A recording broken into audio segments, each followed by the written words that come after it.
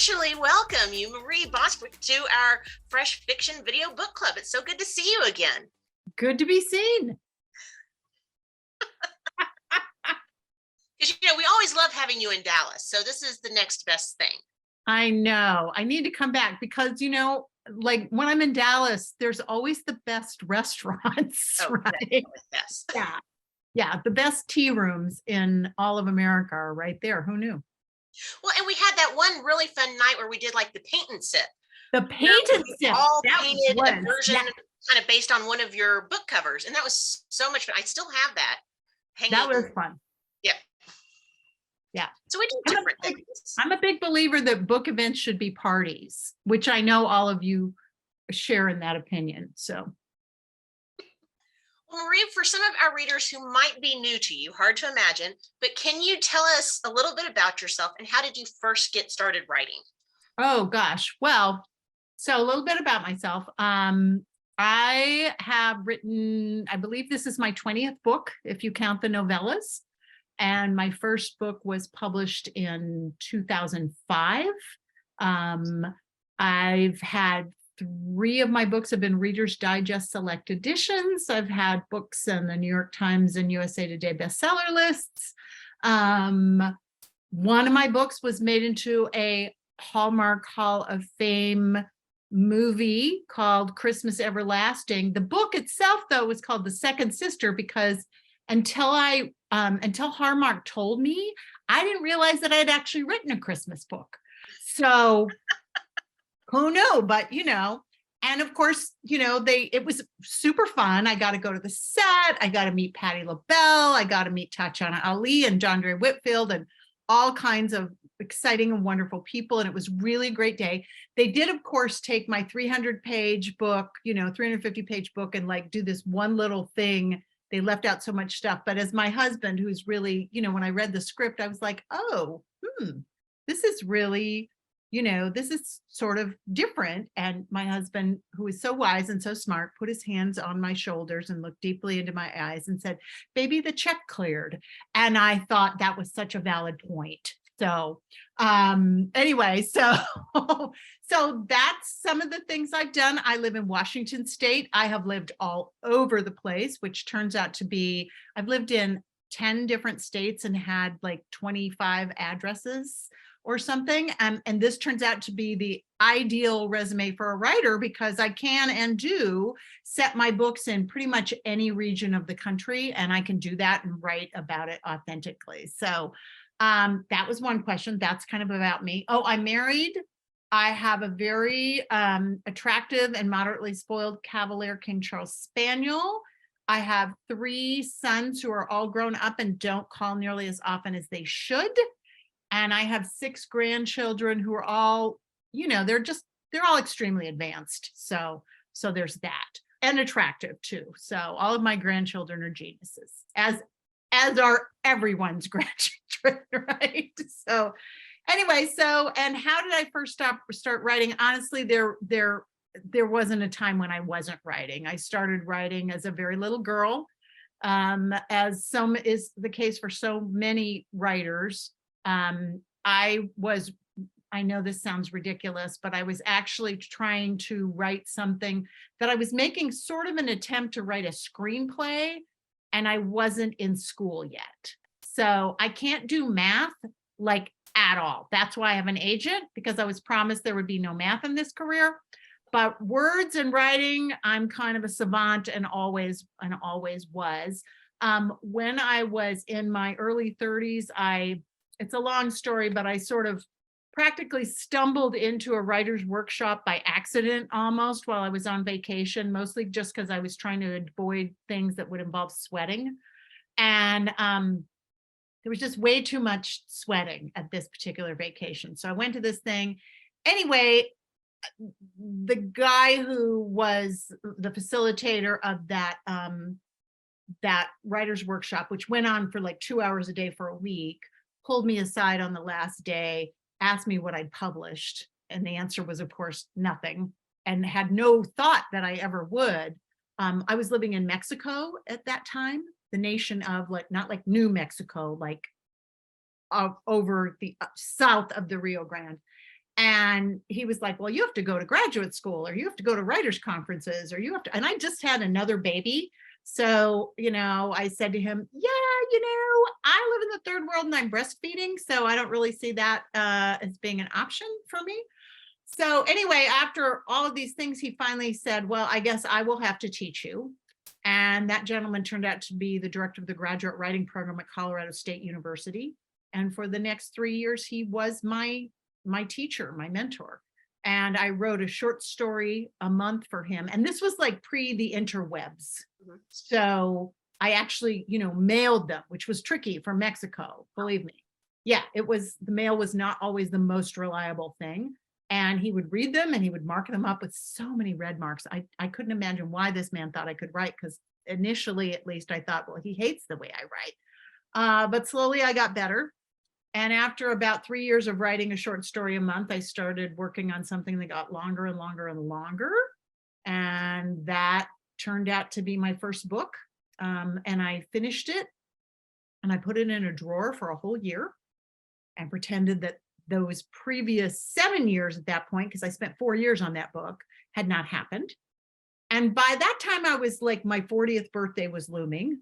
And so, those speed limit birthdays, the ones with the zeros behind them, man, they really have a way of clearing the mind so beautifully.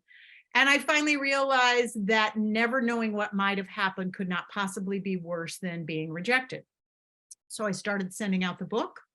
I found an agent, and then I found a publisher, and that book was called Fields of Gold. It was World War II historical fiction. You may not know that I wrote World War II historical fiction if you're a fan, but indeed I did. My first 3 books were that. If they'd come out after, right after the Nightingale had come out, I'd have a house in the Hamptons right now. But the timing was not good. Nobody bought them, like nobody, except my mother and her friends. But even so, it was a good book. That it was a finalist for the Oklahoma Book Award, which is a pretty good trick if you're not from Oklahoma. So yeah. And my 4th book was a book called A Single Thread. And that book was purchased by Reader's Digest the same week I finished it, like in manuscript form. They wanted it. And suddenly I was Miss Bostwick and people were returning my phone calls. So that's where I went from there. Such a long answer. I'm not good at the short answers, okay? Just fair warning, Samantha, sorry. That's okay. It gives me plenty of fodder for other questions. Okay, good. Okay, so no worries.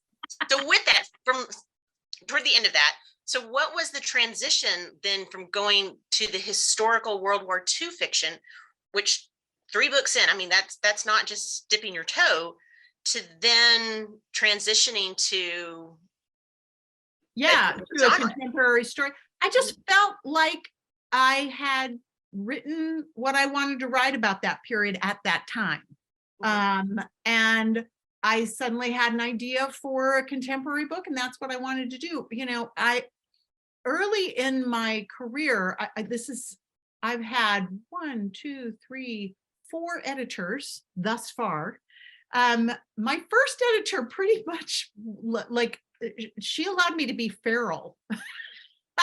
I was sort of allowed to do and write whatever I wanted, and she just approved it all the time. I continue to be aghast at people who write big proposals and then their editor will be like, no, do something else. And I'll be like, what? So I did have that happen later, and it was such a shock the first time it happened. I still find it, surprising. I think artists should get to just write what they're feeling. So that's what I was feeling at that time. And also, I grew up reading Reader's Digest. And so I always had not only the Reader's Digest magazines, but, mom and dad had the condensed books. With all of your different novels, what has been, I'm assuming, especially early on, that was probably a big thrill of them contacting you almost immediately and purchasing it. But looking across all of your books, what has been the biggest thrill? Is it going into the Reader's Digest book? Is it your initial publication, opening up that brand new set of arts, or getting the call that your book was getting made into a Hallmark movie and getting to screen? So many different key elements there. I actually think getting the call that the very first book was finally going to be published. Because I think I went longer from interest to contract than anyone in the history of publishing. It was just dragging on and on and on, and it took so that was like me crying. Like that was the ugly cry, you know. Getting to go to the movie set was a big deal. I will say, finding out the book, I'll tell you a quick story about finding out the book was being made into a movie. I knew the book had been optioned. Books get optioned. I pay zero attention to that because mostly you get an option and they don't make a movie of it. As near as I could tell, options are just people paying you a little bit of money so that someone else won't make a movie of your book, you know? So I just don't worry my pretty little head about those things all that much. And I knew that they had re-upped the option, but again, nothing. So one day my assistant, just in a September morning, I think, sends me a thing and says, hey, have you seen this? It was a thing on Twitter, and the avatar was a cat with a Christmas Santa hat on, and it was Sleepy Kitty Paws. And Sleepy Kitty Paws said that The Second Sister by Marie Bostwick was starting filming into a Hallmark Hall of Fame movie called Christmas Everlasting. They were starting filming on Monday in Atlanta. And I was like, huh? And so I sent it off to my agent, and I was like, does Sleepy Kitty Paws know something we don't know? And she was like, that's crazy. Hang tight. 2 hours later, she's like, Sleepy Kitty Paws knew. No one told us, but Sleepy Kitty Paws knew. So that kind of took some of the thrill out of it. Although it's been a hilarious story, and I still don't know who Sleepy Kitty Paws is. So, so there it is. But going on the set was a really big deal for me. That was just like an amazing day that sort of it was like, is this my life? This can't be my life. You know, it was amazing. And there was a moment, like they drove me up in like the limousine, right? And I got out, and they had, in Georgia in like September, it's super hot, and they had put all the fake snow on this thing. And there was like, when it's a Hall of Fame movie, it's a bigger budget production. There were hundreds of people running around. There are trucks, there are lights, there are things. And there's my little character's house. And I actually just sort of, you know, did the thing where you push your fist up and like the tears. And someone, I still don't know who it was, walked up and whispered in my ear, none of this would be happening if you hadn't written that beautiful book. Oh, wow. So that was pretty big. That was a big moment. Oh, I love that.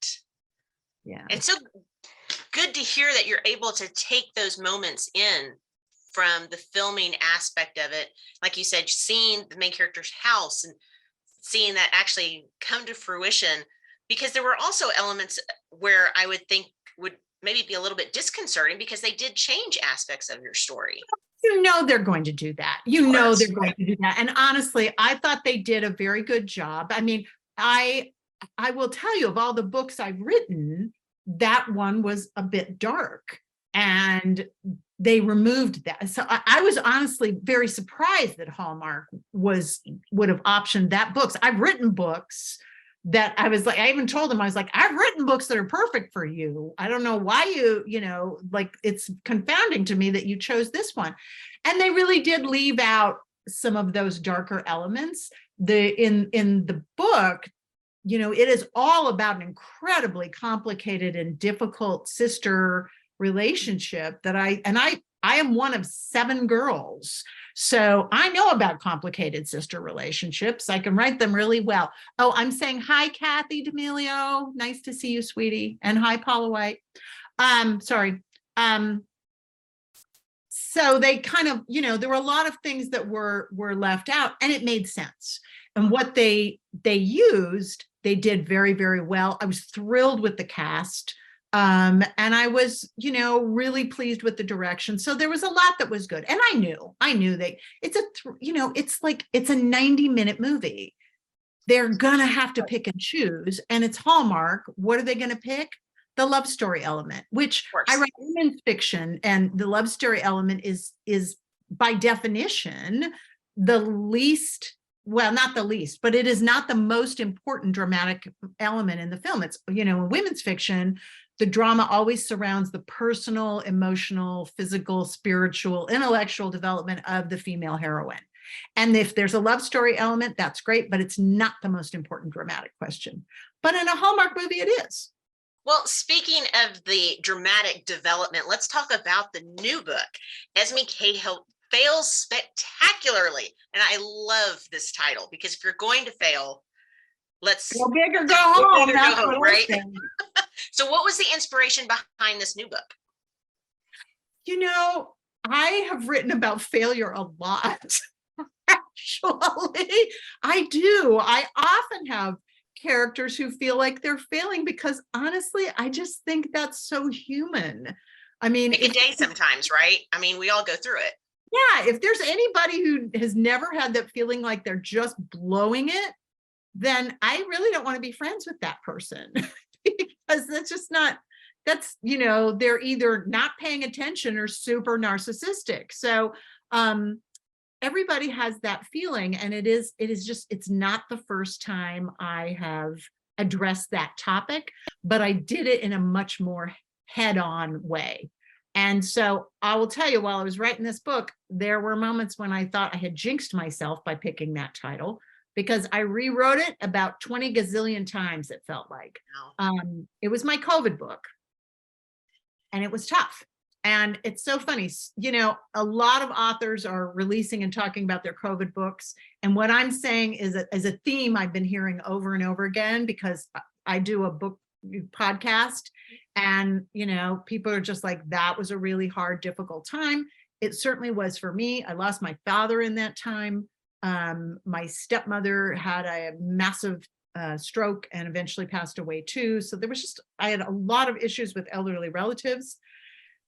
And it wasn't a wonderful creative time for me at all. It was, and then just finding the setting. So I really, you know, originally, because I couldn't travel. Normally, I go and I do a lot of boots on the ground research. Even if it's a place I've been before, I go again, because I've got to look at it with writer eyes. I've got to look at it like I've never seen it before, because that's the only way I can communicate it to a reader who may never have been in that place. So originally I had it in Maine. That just didn't work. And then I tried Central Oregon, and that worked a little better, but there were just logistical things that still weren't quite working. And then finally, as all this was happening, I was actually able to finally go on the road with the restoration of Celia Fairchild and do sort of a modified tour. About 2/3 of my events went virtual. But I was in near Asheville, North Carolina for an event, and I thought, oh, this could be the setting. And so after I finished the tour, I went back, started doing lots of research, and it hadn't been my intention originally to have this element. I knew the grandmother, Adele, was there, and I knew that she had things to tell Esme, but she wasn't as clear as she should have been. And so I ended up just for fun going to Biltmore Estate. And when I was there, I heard this amazing factoid that I had not known, which is this: that during the Second World War, much of the collection of the newly founded National Gallery of Art was shipped in great secrecy to Biltmore House, where it was stored for the duration of the war. And I had that thing happen that I adore in writing, when the hair stands up on the back of my neck. And I knew that was the element I needed. And I knew that Adele had something to do with all the stuff at Biltmore Estate. So if you've read the book, or you're going to read the book, you know, Esme discovers a hidden chapter in her grandmother's life, that of a gifted artist who never received her due, who was also extremely secretive. So Esme never knew this side. And when she goes, when Esme ends up in Asheville after being fired in a really embarrassing way from her job as a successful book editor, suddenly she starts seeing what might be visions of her grandmother, but it's not her grandmother when she knew her, it's her grandmother during World War II. And that's when Esme sort of starts to pull on that thread and find this story and realizes that, yeah, Adele, even from Beyond the Grave, has a story to tell, and she expects Esme to be the one to tell it. Well, Marie, And how do you go back then and start incorporating that? Because you said oh, that I you turned it were over, struggling honey. that, and if that was your COVID book and you didn't get Oh, that, darling, I do you just start started over? over. I just started over. Wow. I Okay. don't, it was not the first time even on that book that I have started over. Like I said, this one almost killed me. So it's not one that you go back and you can't necessarily weave things in. You've got to start over essentially from scratch. Have to start over, but there are things you can grab, and there are things you could, it isn't that you would throw everything out, but if you're going to make a change that big, you've got to type chapter 1 and just begin with a clean slate. You have the other piece over there in a file, and you may realize, all right, there's sections here that really work. And all of a sudden the book really worked. And, would I love to have written it in 1 year instead of 2? Oh, heavens to Betsy, yes. I mean, writers have to make a living too, and having to do 2 years work for 1 year income is not fun for anybody. But that's my name on that book. Mhm. It has to be good. Every time I sit down to write a book, it is my intention to write the best book I have ever written. Now, I'm not saying I always achieve that, but that's what I am going for every single time. And if I don't believe it has that potential, I just don't feel there's any point in even starting. That's fair. Like you said, that's your name on it. That's my name on it. This is the only thing that's going to be around after I am, food for worms. Mhm. Well, on that cheerful comment, So cheerful. don't want you to be food for worms anytime soon. I'm not planning on it. But I do want to throw in some of our fresh fiction facts. Okay. So these are meant to be some fun questions of a variety of topics off the top of your head. Not meant to stump you, but sometimes we do. Okay. Okay. And I'm going to start off with an easy one. Who would you most want to be stuck in an elevator with? Meryl Streep. Ooh, oh, I like that answer. Okay. What is your favorite writing fuel? What keeps you going? Oh, buffalo pretzel crisps. Like the buffalo flavor stuff, buffalo cheesy stuff, spicy. Yeah. What's the best book that you've read recently? Oh man. I have been telling so many people about this book. I don't think it got nearly enough attention. And it is called The Farewell Tour by Stephanie Clifford. I adored it. But I am a woman who has my Pandora. I have a Dolly channel and a Loretta Lynn channel. It is about a fictional, washed up country and Western singer who is trying to give one last concert. Okay. And she is gritty, and she makes horrible, horrible self-sabotaging choices, and you want to strangle her. And yet her redemption was surprising and perfect. And this book might, at least as far as I'm concerned, it may have the best ending, most satisfying ending I've read in about 5 years. Wow. And I also know that you're a bit of a rereader. What is your most dog-eared copy of the book? Gosh. I have read The Group a zillion times. By Mary McCarthy. So many times I have read that book. I've read The Hiding Place by Corrie ten Boom more times than I can count. I give that book away a lot too as gifts. I think it is remarkable. And about once a year, I sit down on a Saturday and I read the entire Little House on the Prairie series from front to back. Like, that's what I was going to ask. So do you start at the beginning and read the whole thing? Because I start at the beginning. I'm not sometimes. No, because Laura was my best friend growing up, and I don't want to leave her. You have to keep in touch with your best friends. So. Oh yes. Well, and her and Monzo just kind of, Oh, I know. And you know what? Like Farmer Boy, I love reading that book just for the food. Oh yes. Very good. I can relate to that. Yes. What talent do you wish that you were born with? I wish I could draw really well. I think that would be a wonderful thing to be able to do. If you were abducted by aliens, what would you give them to be released back to Earth? That is such an interesting question. What would you give them? to be released. Like, is it a thing that's on my person? Sure. Could be anything, however you want to answer it. Well, maybe my wedding ring, so my husband would know something happened. Oh, okay. I feel like I didn't do well with that one. Okay, how about another one then?